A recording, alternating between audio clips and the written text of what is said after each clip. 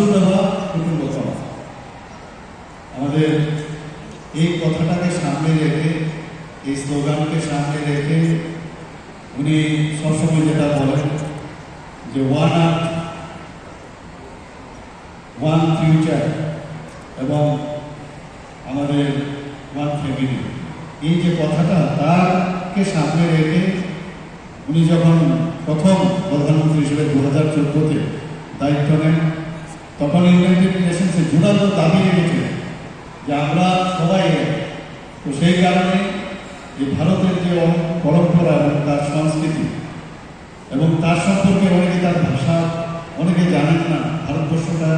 ভারতবর্ষের মধ্যে এত যে আমাদের ঐতিহ্য রয়েছে সেটাকে সামনে রেখে উনি দাবি করলেন যে এটা আন্তর্জাতিক